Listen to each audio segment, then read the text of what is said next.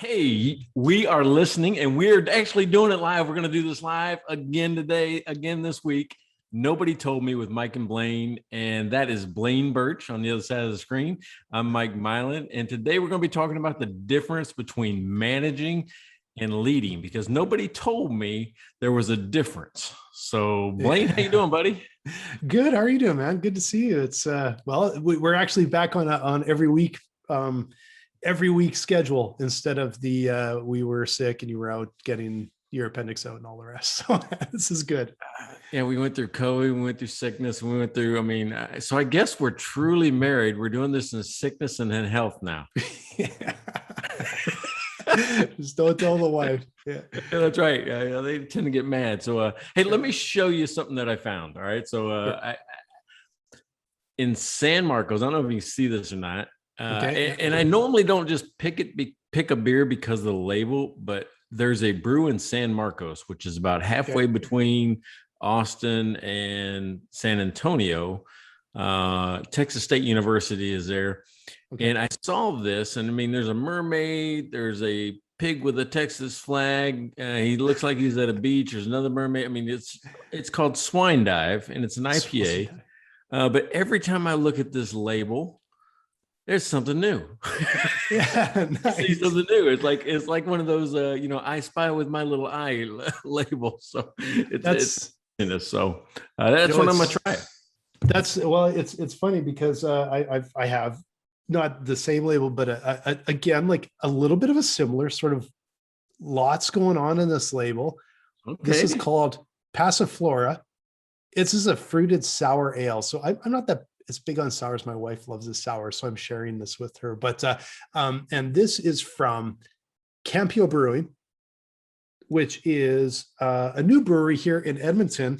I've only been there once. I was there a few weeks ago at one of these events, and they look like an absolutely terrific food too. And so I saw this and I thought, okay, we have to give it a try. And it's really quite a nice sour. It's a really nice beer. Oh, very cool. It looks like a kaleidoscope, right? Yeah, it kind of looks like. Yeah, it totally does. There's a lot going on this can too. This is not like a maybe not kind of as fun and campy as the one you have, but it's a really kind of a neat little can here. So, and I swear we do not plan that, right?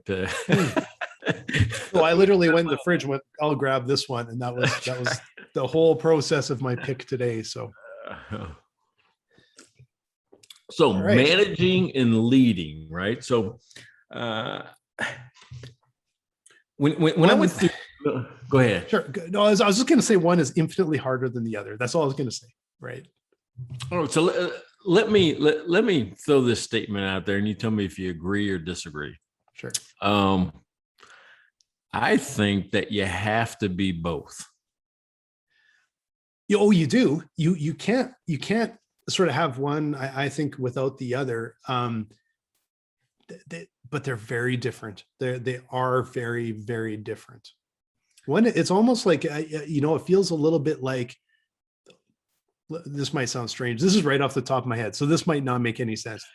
It feels a little bit like left brain, right brain, where managing is, it's on point and on task, and that leadership it probably taps into a bit more of that creativity side a little bit, because it's just different. It's a little bit of an art compared to the science, I think. You know what? And we didn't plan this, but I really agree with you, right? So I look at leadership as big picture. The guy that he looks at mismatches in reality. That's the way I look at it. Is he's like going, this doesn't line up. There's got to be a way to make this line up, right? And he dreams up solutions. And he's not limited to, resources. He's not limited to, can I do it? He's just like going, here's the solution, right? So a leader comes up with, he's kind of more salesy. I think they're more salesy, where management, when you're in a management role, you're more directorial. You're more, hey, we have a task and a purpose to get done. But I think you're right. I'm going to agree with you on that. Yeah, and I think, and I will say it's the royal he, because it oftentimes is a she, but we're get into, because we're two dudes talking, we kind of get into the masculine phrasing for that. But no, there's something there. It's tough to, like, you can't train as much to become a lead. Like, you have to have something, I think, in you a bit more to lead. I don't know if that's something that can just totally be taught.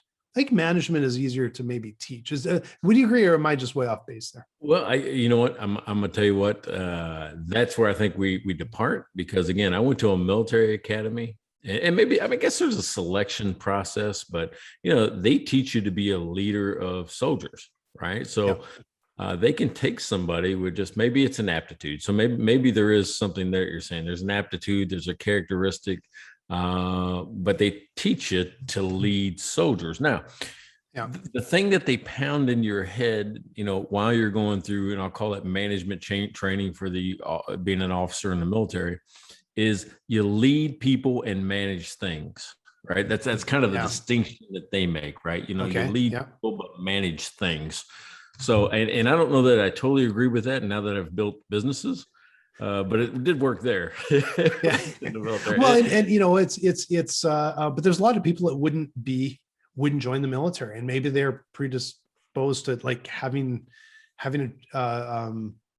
I might be completely wrong on that. Like, I know there's obviously tons of training, but is there something that there's people that you naturally follow over the hill, I think. And there's people that are just would naturally, maybe wouldn't be as apt to pick up the torch and go. I might be wrong. I'm just, you know, that's a really interesting statement. So, you know, there's people you would follow over the hill, and you know, I kind of look at that one way. I mean, why does an 18-year-old stand at a corner in a foreign country and say, no, you can't pass, right? An 18-year-old U.S. soldier, how do they go to a foreign country and do that? Yeah. Right. Well, and I think it goes back to leadership, where they give them not only a task, but they give them a purpose. And that was the big missing thing, I think, sometimes in management, is the purpose isn't there. You're telling me to do something, but you're not telling me why. Right. Okay. So sometimes, and that's what I mean by purpose. Purpose is, hey, you're going to stand at this hill. There's the task. And the purpose, or the why, is because you're part of a containment force where we're trying to do something on the other side of this hill, right? So you tell them, hey, it's important for you to be right there, because if you're not in that job, we can't do something else, right? He's part of a bigger picture. So but you got to get them to buy into the bigger picture as well, right? Whether you're leading a company, and I don't want to turn this into a military discussion, but how about in your company? They have to believe in your company and your purpose and your mission. And and it was interesting because you went exactly where I was going to go, is that so much of that leadership is about culture. It's about company culture. It's about the mission. It's about ethics. It's about your purpose as an entity, right? Why do you exist? That has to be part of, to rally the team. That has to be a really massive part of it. It can't just be, like you said, here's a checklist of to-dos. It's got to be, that's not motivational. I don't think a paycheck's motivational. Well, a little bit of motivation, but I don't think that's how you make mountains move. Well, and so I want to just touch on this one point. 19 years old. I'm 19 years old, and I'm commissioned as a second lieutenant. So think about that. I've spent 1 year in the Army. I guess 2 years. I got in at 17. So 2 years in the Army, and now I'm a second lieutenant, and they give me 50 people to lead and manage. Yeah. And because this was back in the 1900s, in the 80s, because it was back in the 1900s, some of the people, and I was in the National Guard unit at the time, some of the people were actually Vietnam veterans that were still in the military, right? That they had gotten in the 70s, early 70s, and they were Vietnam War veterans. So here's a guy, a 19-year-old that comes in, and now I'm in charge of folks that fought in Vietnam. Yeah. That's intimidating. But what's really interesting there is, I think that speaks to, there's some people struggle with leadership, and some people have a natural, like, they thrive in leadership, and they obviously identified that in you and said, here, you go to the front of the line ahead of these 50 other people, including some veterans. I don't know. Is it because you have, you know, I don't really know. Is it you're wired for it, or do you just have an interest in it that they see, or what would be the purpose? Why would they say you're the one that's going to take this role on? Well, I mean, first of all, I graduated, right? And they had to put me somewhere. Okay. Like, and we invested all this time and energy in you. So now you've got to go do the job. But what I learned very quickly is something that I still believe in today, is that people buy people, right? You buy into a person. So, you know, one of the things that I was going to do, and it's not so much about being likable. It was about being, hey, I think that guy knows his stuff. So my first goal was to be technically and tactically competent. Maybe I don't know how to manage people yet. Maybe I don't know how to lead people. But if what I say is true and it's right and it works, it's a lot easier to get people to rally around you. And it's a more of a longer play, right? Sometimes you and I, though, in business, I don't have several months to earn your trust or earn your, I've got to get you coming in the door to already buy into what I'm saying. Yeah. Yeah. And that's boy, it's a balancing act. And like, of course, I've never been in the military, but I'm talking from my business perspective. There's always this balancing act of, you're always trying to earn trust, and you want to, lead, and people want to believe in you, but sometimes you come up with something and you make a mistake. That's not the right way, and you have to go back and go, we started down there, but that's not quite right. I think we better go over here. And you're kind of learning on the fly. Sometimes that's how you manage that, how do you keep that belief, right? Because oftentimes you don't know exactly where you're going. Yeah. So I think, all right. So what we're talking about is like, all right, so leaders, kind of inspire the big picture. Managers kind of, I'm going to say they take the inspiration and apply it to a process or apply it to a result. Right. So that's where you can be more free form in your leadership role, but you have to be more regimented and rigid in your management role. And what I said in the beginning was you got to be both, especially in your own small business, because you're coming up with the idea and then you got to get people to do it. Yeah. And if you're doing both, you have to be able to flip that switch from, big picture idea strategy. You cannot stay there. Now you have to get down to the tactical side, and you have to be very resolute in what you're doing, because you can't afford to get wishy-washy and going like strategy or thinking big picture. This is where we're going. But when you actually get to that management side, it's like, okay, we have to execute. It may not be 100% the right place, but we have to execute because we have to be able to move forward. Right. And it's a little bit different attitude, and you can't, I think you have to stay in your lane in that sense. You can't go big strategy down in the management side, and you can't necessarily stay in the lane in the leadership side. Yeah. I think you're right there, because when you're talking about that strategy side, there's so many different alternatives. So you're always kind of jumping between this might work, that might work, and looking for ways that it won't. So like I said, you're kind of looking for that mismatch between reality and what you want to do, right? How do I solve a mismatch in reality? Whereas I think when you transition to management, you already assume there's a match to reality. Right. You assume that, okay, this is the plan, and you're making adjustments to the plan, but more or less you're moving it along. You're driving through a plan.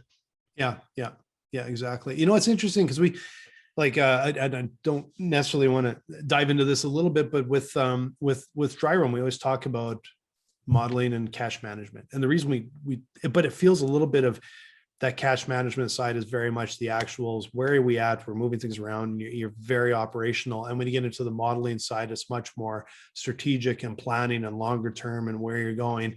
And there is some crossover at times, but they're kind of two different tasks, and one informs the other. Mm-hmm. Mm-hmm. Yeah. So when I look at it, I think that's a good example, right? You've got kind of the strategy, it's planning, it's like going, what ifs, those type of things. Yeah. And when you get into the management side, it's a lot more focused, right? It's a lot more, hey, this is the execution. This is, hey, we made the plan. Now it's time to execute. Yeah. And to stay on point with that. Like back in my creative agency days, we would get we would come up with, like, land a project or whatever. And there was this time that we would call it the whiteboard time. And we have this sort of guidelines, of course, but now you're talking about, okay, how do we do it? What are we going to do? It's a lot more of almost like that. I hate to call it brainstorming, but it sort of is. Like, you're trying to think of how could we solve this problem? And there's lots of ideas, and you're throwing up all these ideas. But once you come up with that idea, it kind of moves over to the project manager. And then the project manager is like, now we have to build this. We have to stay on point, on budget, on delivery, and it's a very, very different, role. And you might start to go, I'm running into a bit of a roadblock. Let's pop back and do a little bit of this, and then back in. But really, they're two very different things. It's like you go through all the stage and you come up with something, you come up with that, and then it's just stay on point. And you have to be disciplined enough to stay on point and execute, because if you start going all over the place, it just, you're in the management side, it'll all fall apart. To go over scope, you'll do everything wrong. Yeah. So that's interesting too, because you've got rules as a manager. I've got so much money. I've got so much time. I've got so many people. Yep. I've got rules. I got to stay in my lane. Whereas where I'm coming up with the ideas, I don't have any rules. Everything's really on the table. I would say, like, there's, at the whiteboard stage, everything's negotiable. That's what I would say, is like, like, right. There you got some guidelines, but everything's negotiable. But then when you get down to the execution, it's like, no, it's not really negotiable anymore. We gotta follow this through. We gotta drive. So some scenarios would be like, you got the whiteboard, you got planning. Maybe you're writing your business plan. Maybe you're coming up with a new idea for a product. Maybe you're maybe you're just selling, a future thing to investors or new customers. That's all, or even selling the idea to your employees. That's all leadership. But when you turn over and go, okay, I got to hit a deadline. We got to hit a sales number. We have to fix this today. This is the process. Here's the rules. That becomes the management side of the house. Yeah. And it's, and for me, I find that it's that is sometimes the biggest challenge, is like, for us as a an innovation company, a fast growing company, and that it isn't set in stone. So we're not a 30-year-old, engineering firm where you're just kind of a bit of a rinse and repeat. I'm not sure if that's true for engineers out there. I'm just saying, like, you don't call me on that. But you take this sprint for maybe a quarter. That's what I find. It usually tends to be about a quarter, and we'll get to the end of that quarter, and then they start looking and going, we need a little bit of an adjustment here. We're a couple degrees off on that market, or a couple degrees off on this or that. We have to now adjust the pathway. And you don't know if you're for sure right, but you really kind of go, you look at everything and you do that whiteboard and go, yeah, we're a few degrees off here. So then it's engaging the team and saying, okay, we have to move over. We have to hit this direction. And they've been managing and working really hard and delivering and executing. And then suddenly it almost is like, that wasn't quite right. I go over here just a little bit.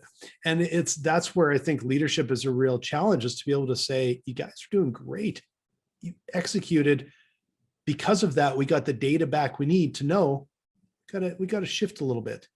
Mm-hmm. But it can be uncomfortable on that shift. And it's like, okay, we know we have to shift.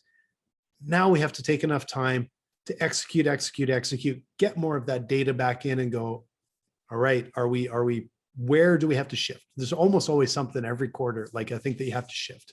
And that's a real challenge to balance that out.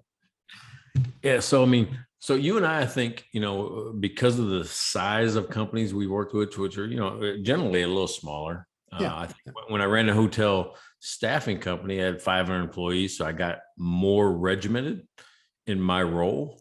But I think you and I could, we flip between leadership and management a lot, right? Whereas, coming up with the idea, the strategy, and then executing it. We do that a lot. Yeah. But there's a point in time, all right, uh, there's a point in time where I think you got to have defined roles, and you start to see it in org charts, and it comes out in titles, right? It comes out in titles like manager or director. Then you got maybe vice president and C officer, whatever that would be. So you start to see how that leadership and management, division of work, division work. Because I don't think there's a lot of companies out there that let managers come up with a plan. Right. There's always maybe a VP of marketing that still is in charge of the marketing manager, social media manager, that's leading the vision. So where do you think that happens? Let me ask you a two-part question. The first one is, what type of person does it take to do what you and I do, which is kind of flip between back and forth? And then at what point in time do we have to make that division ourselves and start bringing in somebody at a different role? Yeah. Well, I've never had the businesses with hundreds of people. So I've always had definitely the sort of the smaller businesses, but there's a bit of a spectrum, right? And so I know, like when I first started my I wouldn't even call it a creative agency at that time. When I first started my very first business, it was me, myself, and I, and fairly quickly, like, I hired on a designer which is, again, a big fundamental step of going, I'm not doing all the work. And so, but what I find some of the toughest parts with that, early on in business, there's the place where a business will get stalled out when you're trying to do too much of the hands-on management, and you're how do you, like they always say, working on your business rather than in your business. Mm-hmm. And I think there's little stages where early on is like, okay, I have to be, and maybe it is more of like, I have to be management, not the doer. That's a big step. And then you go from little tiptoes up. And then there is at some point where now you're only responsible for more of the strategy side. I haven't reached that point yet. I still have to get my hands dirty a lot. I think that's just part of the entrepreneurial journey is to, I don't even know if it's recognize it or if be comfortable enough with other people recognizing it and helping you understand that it's time for you to let that go and to move up and getting to the point where I would expect at some point down the road that will hit me. It'll be more of a separation. But even now in dry run, if I looked at when we started, man, my hands are dirty and like that was always in it. And now it's over time I've moved over, and it's just this gradual shift over. But I think there's a point where it'll be like, okay, now it's like a real cutoff. Yeah. Well, they say, I don't know, probably somebody listening to this podcast, but it's been said that you tend to spend the most time in what you like to do.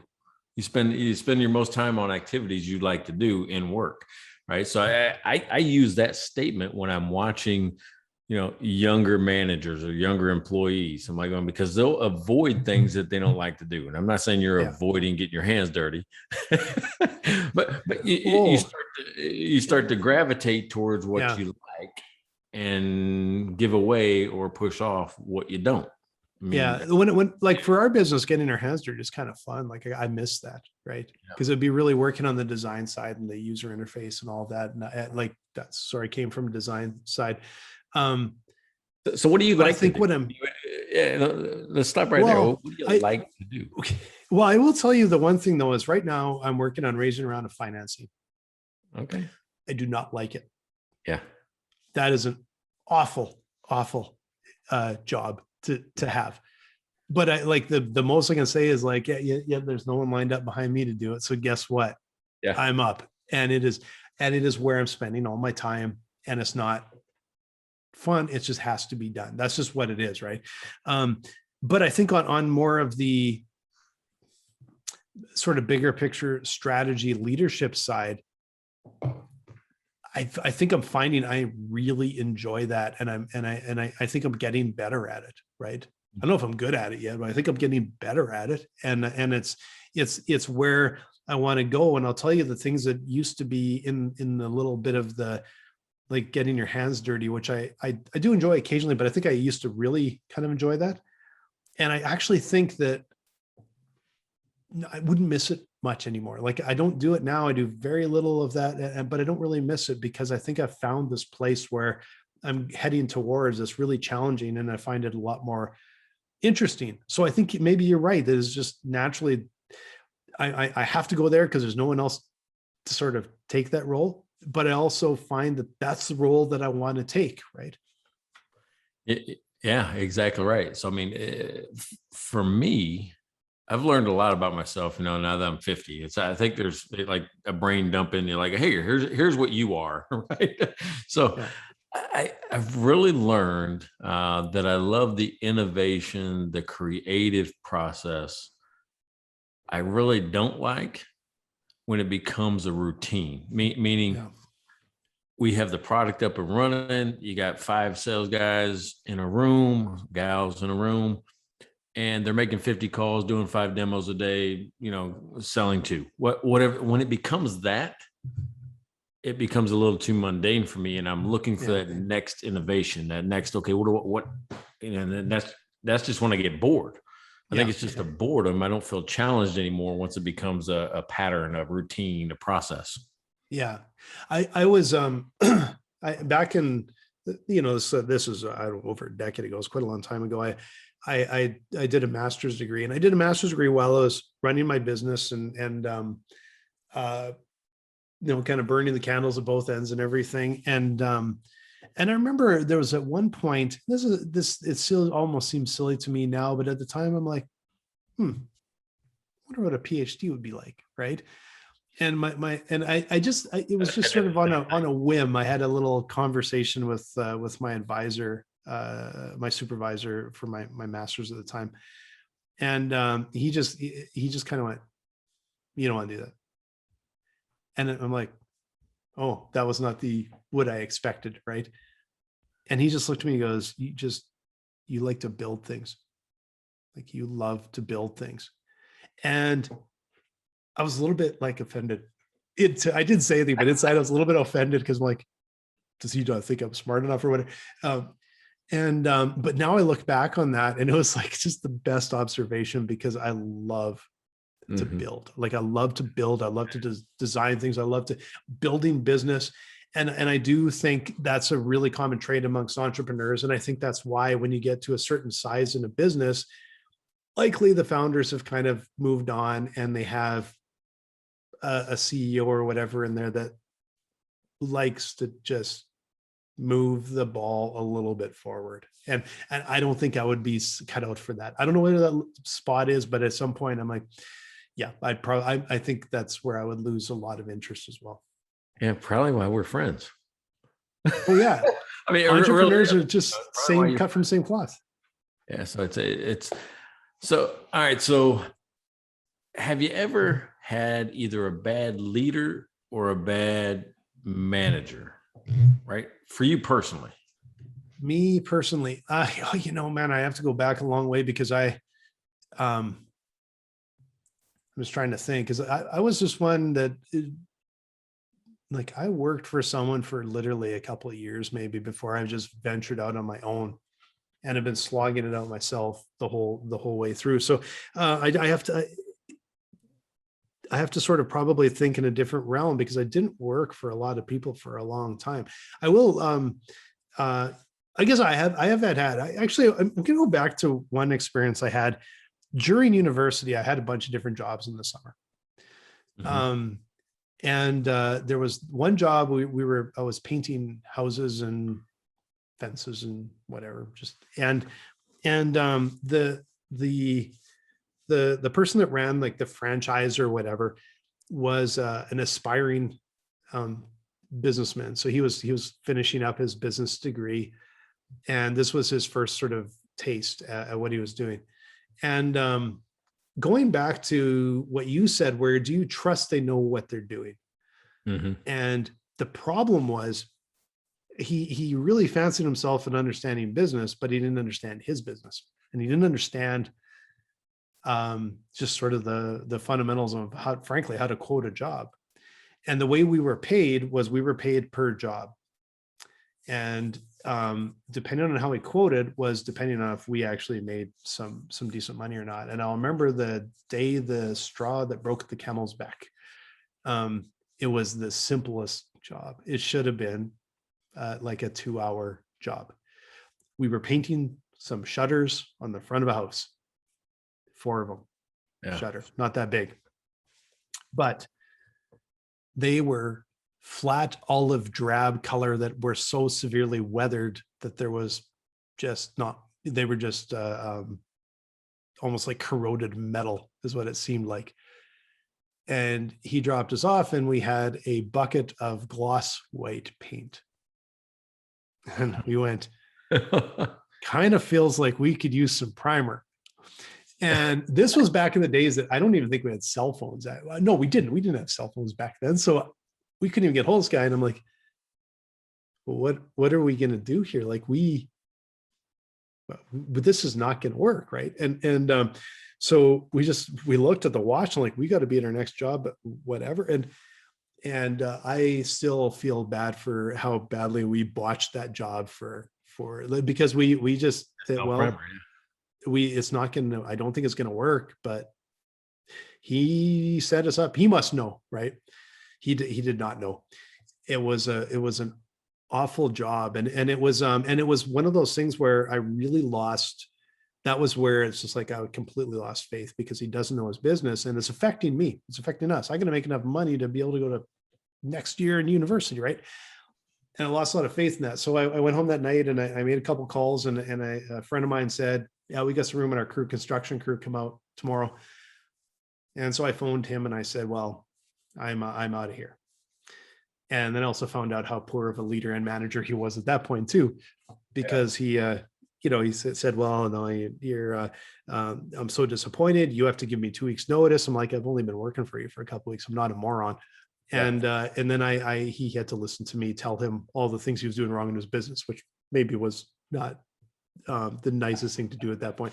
But it's it's going back to like a little sort of summer job, but there was it does sort of get into the point where this is somebody that he has to gain trust right away, and there's not a lot of room to move, and he has to motivate and train and do all these things. It isn't an easy job for him, but the problem was he didn't know the business, and that was a big issue.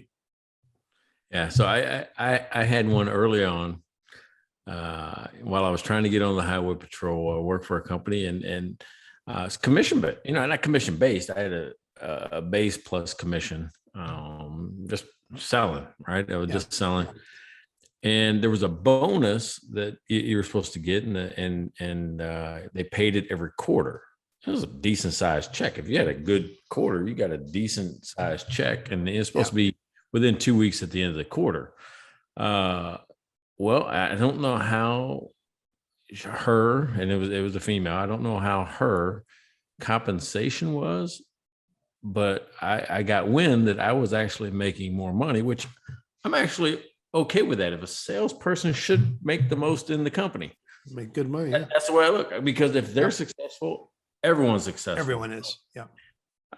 So I was making more money. And after about 3 quarters of this, the checks started to become delayed because they needed manager approval and things like that. So the first time it was okay. The second time it was a little delayed. The third time it was about, I don't know, almost a month and a half delayed. Oh man. Well, what happens after the second bonus check? You start depending on it, right? Especially when you're 20 some years old. You start depending on it. It's like, hey, this is what I live on. My salary isn't X, it's X because I know how to sell this and I can kind of predict it. Yeah. Well, I like to always say that, people don't quit their job, they quit their manager. And that's kind of what happened. Right. So, and I was lucky enough that the highway patrol called and says, hey, by the way, we'd like you to start the academy in next month. So I was able to, to move on to become state trooper. But that just really rubbed me wrong that manager would look at one of their employees who's being successful, doing what they're told, hitting their goals, exceeding and making money, you get mad? Yeah, that's just opposite, absolutely opposite. And you know what? It speaks to the it doesn't sound like she probably had a stake in the company then. Or it says that the company's compensation plan was wrong at her level. Oh, it could be, but to lose an asset that's really helping your business grow, it gets sort of very personal, and that doesn't seem to do much for the company, I suppose. But well, I would have left for the highway patrol anyway, but yeah, I ended up taking probably a $20,000 a year pay cut to go to the highway patrol. Yeah, but I would have anyway, because that was the job I wanted to do back then. Yeah. Now I wouldn't do that job. Yeah. Well, and it's interesting because like we both had I've been very fortunate to have very few really poorly performing employees, but I've had a few over the years. And you know how much damage they can do a business.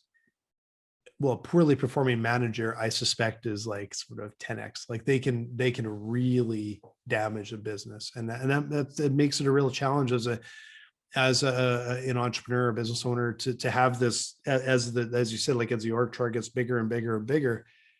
How do you ensure as a leader that you're having the right people in the right place at the right time that can rally people below them, right?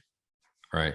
And on the opposite side of that, I had a guy that was a mentor. He was the CEO of a large public company, and he had retired and invested in a company I was a part of. And man, just the conversations he had. At my point in life, I was like 32, 33 years old, talking to a 65-year-old experienced CEO. And you want to talk about enlightenment? You want to talk about eye-opening, where it's not just me and my little piece of the business that's this big. It's here's how you fit into the big picture of the world, and here's what's available to you. And it was this guy that pushed me into the MBA program. He paid for half of it, right? Oh, wow. That type of leadership. And I was like, well, man, I just seen how he led others with. And I wouldn't call it kindness. There was a truthful and diplomatic way that he talked that you couldn't help but want to do good, right? Yeah. Want to do well. It was so, and I can't do it. I'm not as polished. I'm probably not as, I don't know, people savvy as he was, right? Yeah. He could just interpret and read a person and inspire them and motivate them to do incredible, extraordinary things. Yeah. And that goes to like, being put, not being put in a position as a leader, you grow into a position as a leader, however you get there. That's one thing that I regret earlier in my career, was not leveraging mentors and advisors. And like, it was more like fellow entrepreneurs, trade like we do here all the time. Right.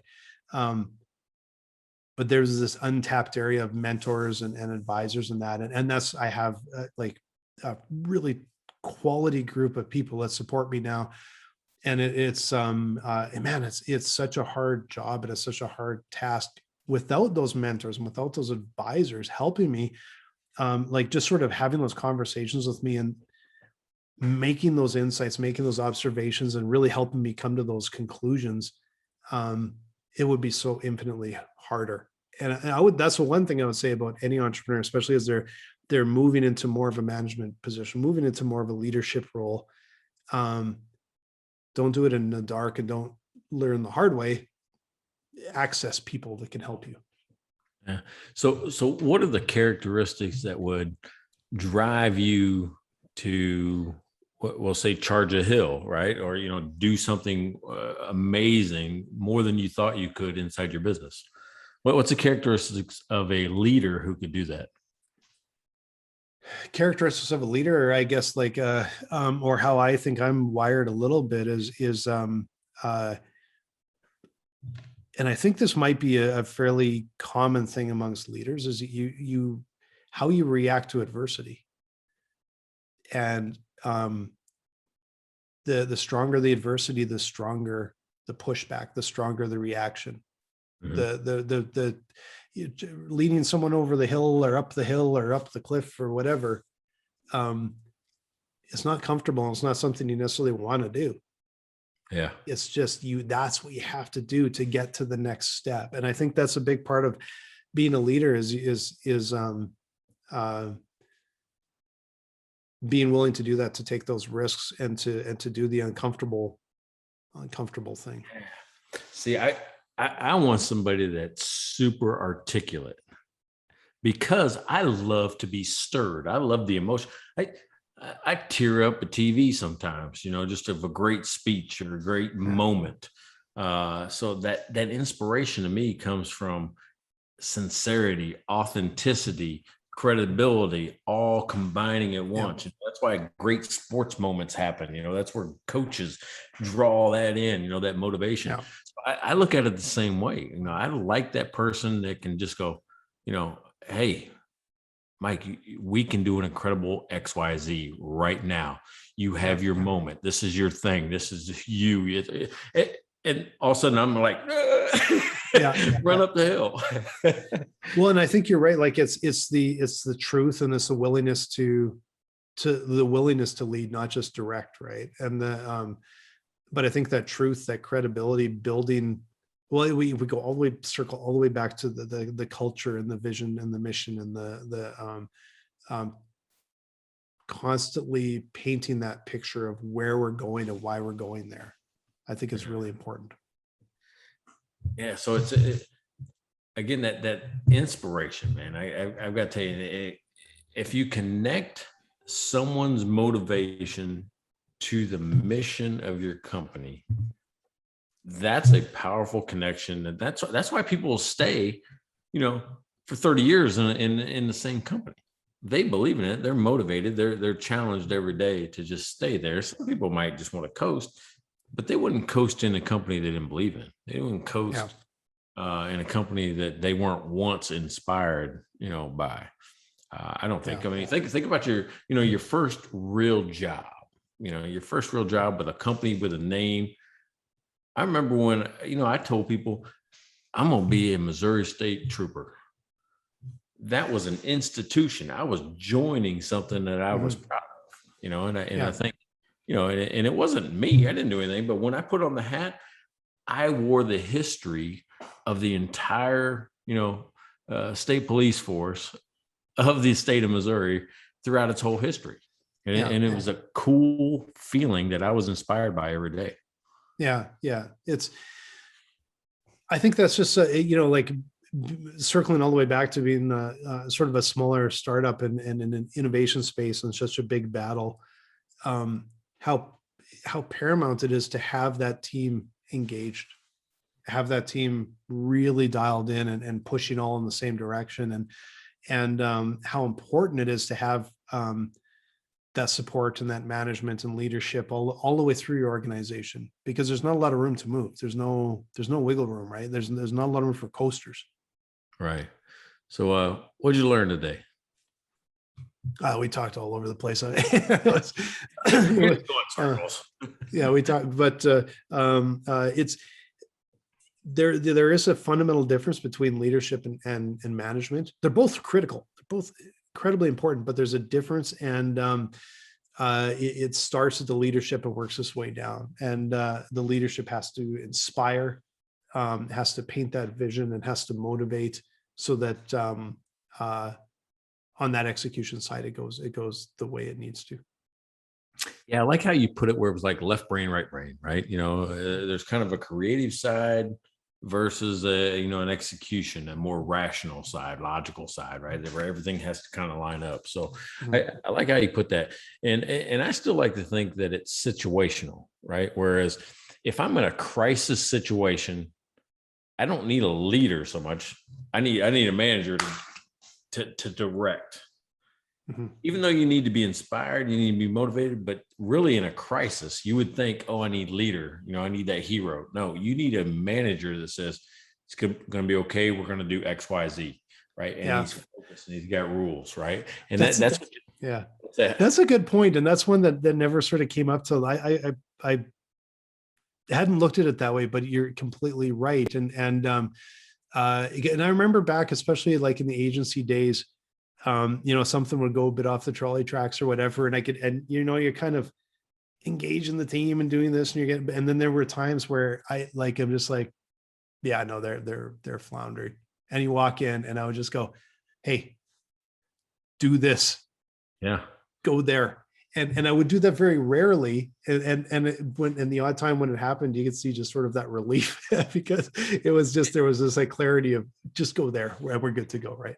Exactly. So, I mean, but you, if you're the owner of your business, you've got to know when to be a leader and when to be a manager. And I bring that one up because we didn't talk about it, but I thought about it later on. I'm like going, yeah, hey, this is where you need to transition quickly and get everybody back on the same, the same page.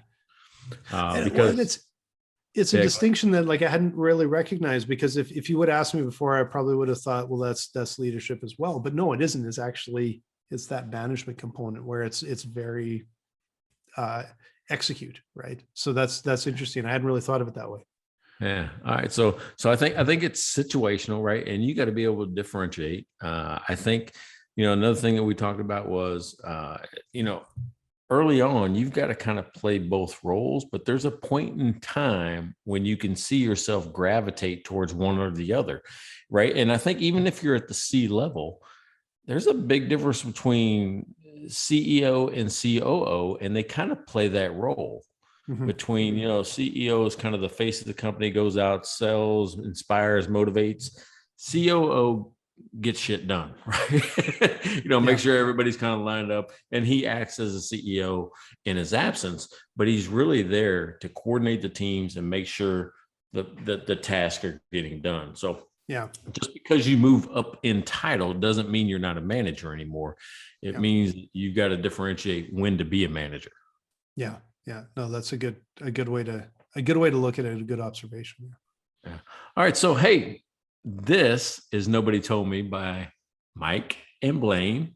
And believe it or not, do you know we've been up for what, a week now? Has it been a week or has it been 2 weeks? What our website, mikeandblaine.com, is up at least a week. I'm super proud of it. I mean, I've been showing people, I open it up, look at it. Super proud of what we did. And what I like most about it is it's the most simple website I've ever created. And it looks cool. Yeah. Oh yeah. It was like a 20-minute little job, but it's awesome. It's got all the episodes up there. And even we've got some, I know we uploaded some of our beer logos from the beers we're drinking, which is terrific because we love to promote these little breweries. So. Oh, absolutely. So if you go to the website, it's only 2 pages. And they're not even full. They're not like 100, feet long. They're just 2 quick pages. On one page, you can get to our YouTube videos, kind of see what we look like. On the other page, it's just the audio files, right? And then down at the bottom is every brewery we have featured with a link, right? So you can learn more about who they are, what they're doing, and why we like their brands. So Blaine, another great one. And man, I can't wait till next week. Yeah, me too. Thanks, Mike. This is lots of fun. All right. Take care.